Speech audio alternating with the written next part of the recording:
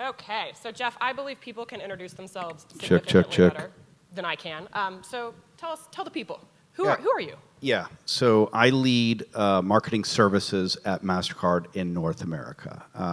Now, marketing services is part of data and services, which is a services arm at Mastercard that is focused on driving value beyond the card, essentially.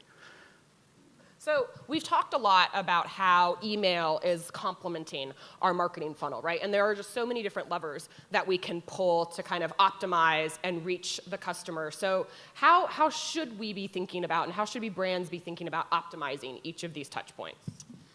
That's good. All right, so the first thing with email and complementing, actually I have a good slide on this one. Yeah. I can make it, I'm actually going to go to a journey that's the green button you told me. The big green button in the middle. Yeah. Changes every time. So I'll actually go to this slide because it sort of illustrates the principle that you bring up, Erin. So every brand and everything that we're doing has a industry-specific journey, like its own nuances. So that's obviously something in your prioritization that you need to consider, and how you think about email as a foundation. And then, yes, per your point, the channels that complement it. So let's take the debit card experience, right? For those of you not close to our business, there's some unique nuances there. For example, the non-world-class experience of you open a bank account, let's say, or get a new card, and you wait 4 to 7 days for it to arrive in the mail.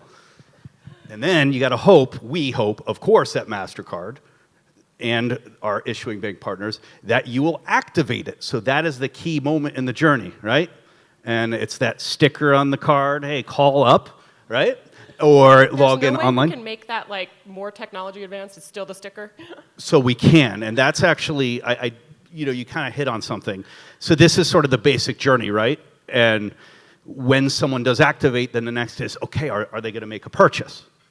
And then after their first purchase, it's, well, have they updated their Netflix? Or, sorry, not Netflix, Paramount Plus. That's right. Have they updated that card on file and their other cards on file? And then have they done a contactless transaction with Apple Pay, let's say, right? So those behavioral triggers or items can then help fuel the various journeys. And if someone hasn't activated after 30 days, that's certainly a different communication than someone you're hoping to update their Paramount Plus, right? So back to how we complement and think through every touch point. I think we heard the mantra yesterday of simplify steps, be simple, not have people do more than they have to. That's the first thing to prioritize, doing less. The next is finding the best supplementary channel. In the case of financial services, anyone logged into their online banking lately and been given a offer for a refi that's at like 8% at the current rates, that's back to personalization, not relevant at all when you're sitting with a mortgage, far less, right? So that isn't exactly a great space for card activation if you've forgotten to, right? So you may have received an email, but that interstitial can also be a place where, yeah, activate the card here, right? So thinking through each of these steps is a great way to find a complementary channel. That said, telling someone to update their Apple Pay probably isn't worthy of the interstitial when people first log in. That would be more of an email and maybe a push notification, right? So that's how you prioritize it, and we know that all the channels that brands have to prioritize how they're going to be used, and it's precious bandwidth, right? You can't just pound folks, regardless of the channel, with message after message. So I know that was a diatribe, but I think demonstrating it specific to my industry sort of helps. Yeah, so it's kind of like touching base across everything else, right? And so it's not just email that you're thinking about when it comes to the customer data piece or the journey aspect. It's what's the right mode of communication for everybody on this. Email is a foundational piece, though, and it has to be. And it's near and dear to our hearts because it's just, none of this can happen without email complementing it, right? Doing just one of the other channels is never enough, but email will always be one of the channels. And why do you think email will always be one of those channels? Is it because that's how we match and identify our customers, or is it because people just respond better to email communication? I think that we heard a lot about technology yesterday. I think that it just simply is the reach. I think it's that there are just so many enablers, and there's an ecosystem around email. And then, yes, there's adoption. I think, folks tend to have email and engage with email. And yes, even the youngins, when they start to get a real job and have to have an inbox, even they start to read emails. The youth, right? Yeah, the youth. So let's go into the youth, right? We can't have a conference that doesn't talk about like how are we going to address the younger generation? How are we going to tap into Gen Z? What do they want? Like they're changing consumer behavior, right? Boomers are entering their golden years. Gen Z is entering the workforce. Like we're all trying to figure it out. So how do we adapt to these different generational shifts? I'm actually getting called on stage. Very, very poor, let's see. I'm trying to go to. I actually have a slide for this, Erin. I think. But I'll just softball it up for you the whole time. No. So look, I'll actually start. You talked about a lot of the generations. I'll talk about Gen Z, and then interesting thing about stats. I've seen a lot of stats on slide. You want to know what I like to do with stats? And you see some of them on here, right? There are ways that Gen Z tends to be different. And then also whatever the next generation is also different, right? Whatever we call it. I've heard it called 20 things. So yes, it's huge. Gen Z's huge. Quarter of the population, huge economic clout. But there are some things that do jump off the page statistically, right? This need to prioritize purchasing from brands that align with their values or that have a responsibility to give back to the community, 42%. But what's the flip side of that stat? That means 58% don't care. So sorry to laugh and joke about that.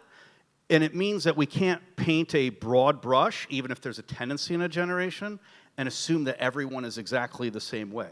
Flyover states, red states, blue states, lifestyles, everyone's very different, right, in just the United States, much less the world, and we think about that globally at Mastercard. So I think that though there are these things like a desire for personalization and content, and these folks do feel economically strained and worried about themselves financially, more than double other generations, those things are true. We gotta remember there are people that don't.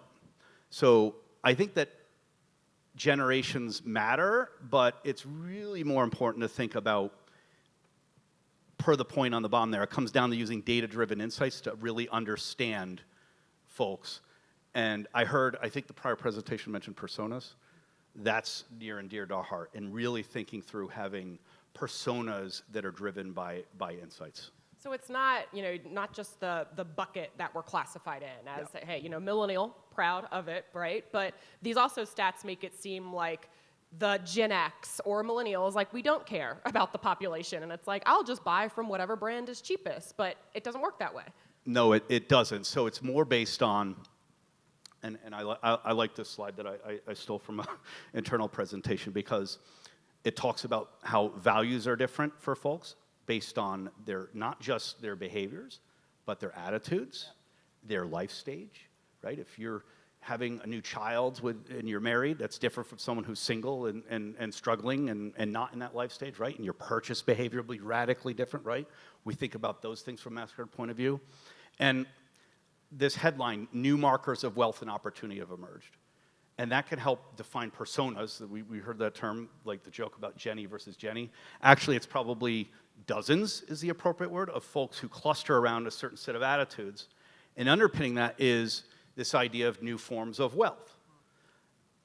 It's not just about monetary. It's about time, right? Having time, having health, having access. It's your data. Data is, of course, precious, right, that the consumers have, and they will consent to give it to us if we deliver value. And we should treat it with respect.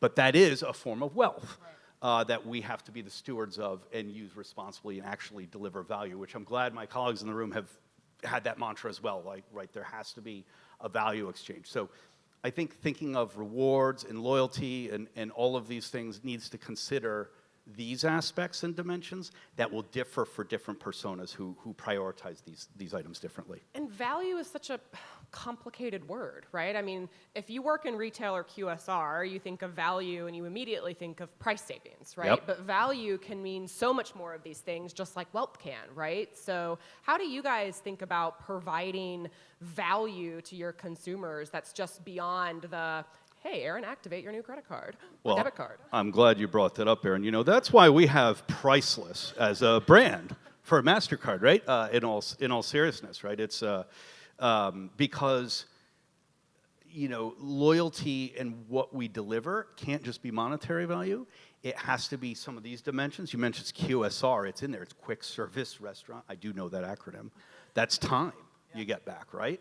So there are other forms of value that can be delivered. We got to consider them all when it comes to rewards and loyalty. And I lost a little bit of my track of thought, but I could sum it up as this. We have to focus on delivering the emotional and experiential, not just the rational, right? So that's the mantra.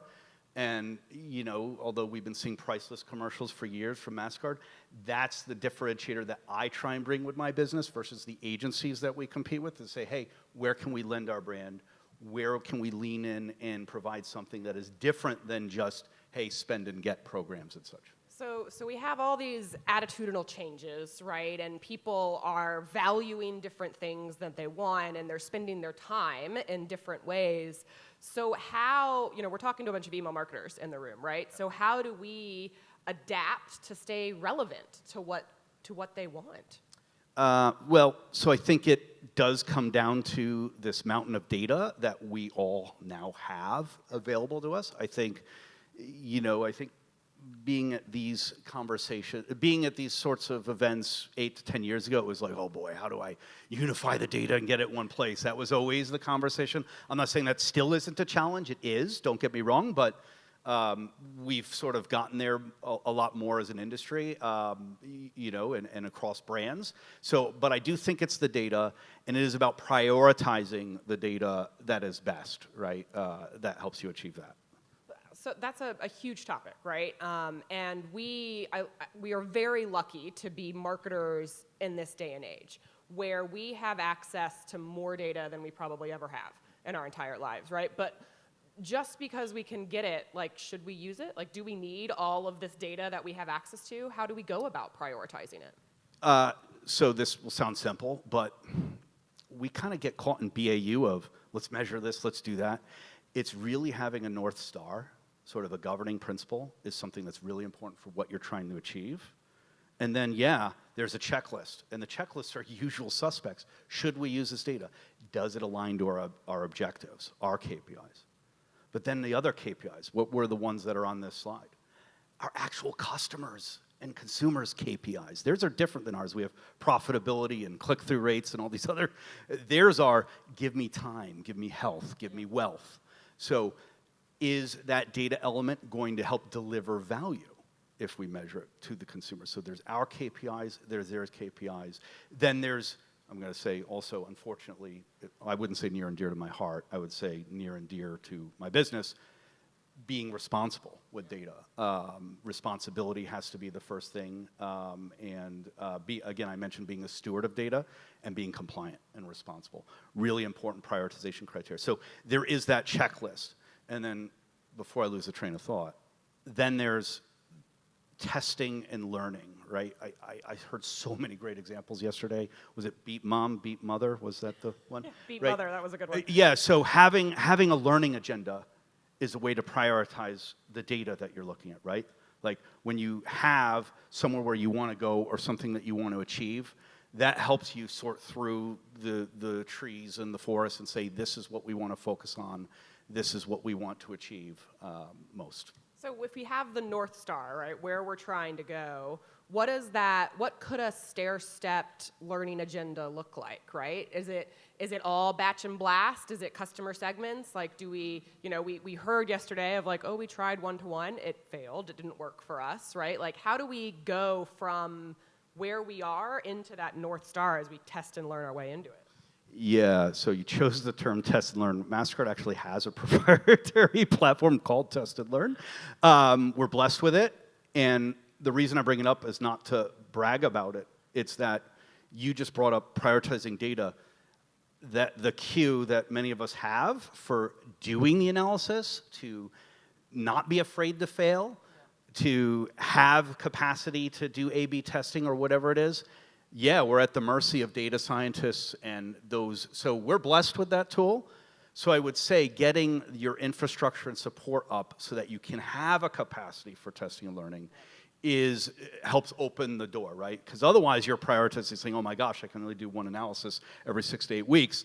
that really changes things, right? So I do think finding enablement partners and also, if you enablement partners who can get you where you need to go, especially with such scarce internal resources like we have today, is something important to do. I asked Kim Pham this yesterday about testing and learning, right? And so yes, I believe trying to test as much as possible, but do you think there are things that we should just go do?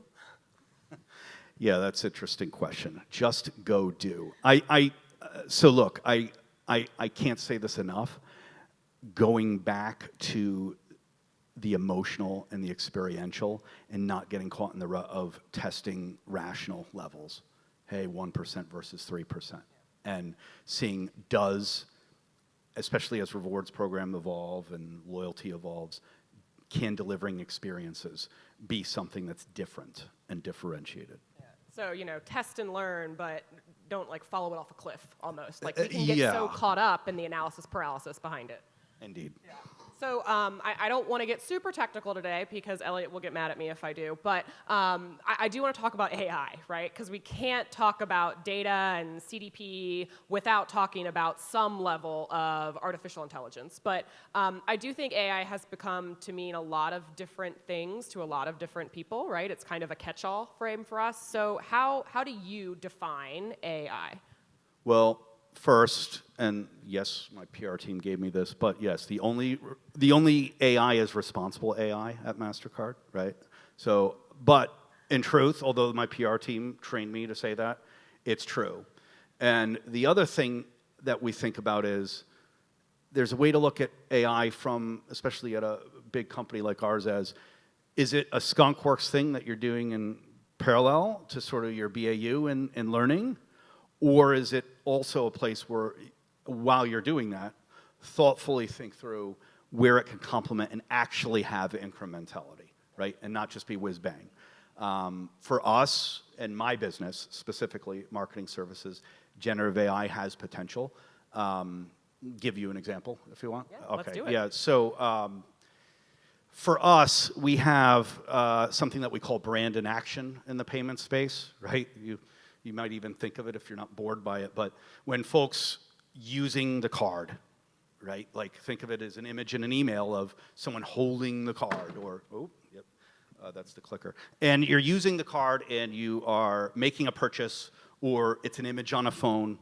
Now, having us do that is a challenge for the hundreds of banks that we service to have it be their card in the image or in the video. And then also have it sort of maybe adapt a little bit to their theme and their geography or other things. So that's where we see brand in action as a potential place specifically because our communications have so much of it specifically as a potential item. Back to sort of QSR, I like that example. The other one is just sort of nuancing and seeing if it makes a difference to shift creatives and personalize them with generative AI. So does the quick service restaurant imagery work better with a certain folks based on their transactional behavior before where they shop at restaurants for a promotion versus fine dining, right? So having it be data-driven and then having it fuel sort of how generative AI can maybe produce that sort of imagery. What's your thinking about using AI to create the content, right? Like using the chat GPT to build your content for your emails or AI generated content, right? Is there elements that we think about that into our email marketing or is there still a human touch that has to play in some has to be a human touch and frankly, we're not even contemplating that as a sort of next step. Like I said, it has to complement what we do. Sort of, it can be a link in our chain. Yeah. And the way to put it to Erin is sort of like I heard some of my colleagues say, and I'm like, yep. Like they said, if you could have all the resources in the world, what would we have? I'd have another copy person. That is like another copy person. Like Yeah, we've heard coders talk ad nauseum now about how easy it is to code now with those types of tools, right? So that's the way Gen AI can potentially be helpful, right? And is maybe starting to show the seeds of being helpful, is in helping scale existing talent, not sort of, hey, let's replace or let's do it and set it and forget it. That's the farthest thing from what we would ever contemplate. So our jobs are safe. Our jobs are safe. Whew. All right, I think we can all breathe a little bit easier For the now. next year. No, I'm kidding. So, let's move into the loyalty aspect of it, right? So we are going to talk about loyalty today. We're going to talk about the content today, and that's such a core piece of what email does and what our customer data can help us do. So how do you see loyalty evolving, not just in the financial industry, but kind of over industries as well? Yeah, we see a definite trend, and you'll see it's my mantra again, experiential, emotional. That's where loyalty is evolving to. We're seeing brands being a lot sharper on alternative redemption, flexible redemption offers. We have partners in the room who've done a great job with it. I won't name them by name, but they're big partners, and they have planes.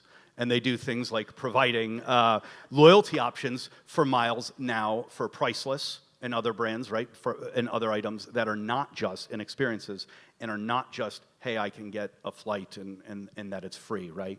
And so again, you're then delivering an experience, not just a rational value. So I think that that's where loyalty programs need to go, and especially flexibility on the burn side of the equation is a really nice place to be innovative. What about like the cross-brand loyalty, right, that you talked about with the people that we won't name but have big planes, right? Do you see loyalty beyond just your company, right? So there's complementing based upon our customers may also like these kinds of things. Do you see that also in how we think about loyalty as a whole for our customers? That's a really interesting question. Actually, a lot of, this uniquely actually sparks to mind. Our country's been really terrible at loyalty coalitions, and everywhere else in the world, they are huge, like Air Miles in Canada and all these other programs around the world. But here, no one can get it together, right, to have sort of cross-brand, multi-brand. So I'm not going to discuss that on this stage and try and dissect why that's the case. But I do think that there is, and you are seeing it in media, a lot of shared sort of loyalty stories, I think that that's a real opportunity, ironically, in an advanced market like the United States that you bring up, and we can still have a lot to do there. And data can help those types of arrangements where you do see those affinities. Yeah. So, but before we open it up to questions, my last question is it feels like everybody has a loyalty program. I'm surprised MediaPost doesn't have a loyalty program, frankly, based upon the number of people who return to our conferences. Have we reached a tipping point, like our customers being like, ugh, I'm overwhelmed with loyalty programs? No. I actually, in my DNA, I was a market researcher. That's how I started, a product developer, market researcher. All you have to do is, even in 2024, go to a focus group, online or otherwise, of your most vibrant, loyal folks, and listen to them talk about your brand and the loyalty program and how they engage with it. And yes, you will have that person in the room who's just like, I saved all this money and I hacked the world. But most of the folks in that room are talking about how it changed their life in some way, affect them. Again, back to the emotional and the rational. So no, I think good, well-delivered loyalty is here to stay, and big believer in it. So that, I do think the competition is fiercer. Yeah. And I do think that we need to view loyalty as an outcome, not as a program, right? Ooh, I like that. Okay. So loyalty is an outcome, not a program, and again, not just as a data collection tool. Right? That's one of the reasons we invented loyalty. I get it, and that's important. But again, it should be about, and I like what I saw on one of the recent slides, like that exchange of value, those relevant experiences. I think that's key. So yeah, loyalty programs are here to stay. The stakes change, and the competition is fierce. But just listen to your best users, and then look at their stats and what they mean for your P&L. Oh my gosh, right? Yeah, it matters. Does every brand need a loyalty program?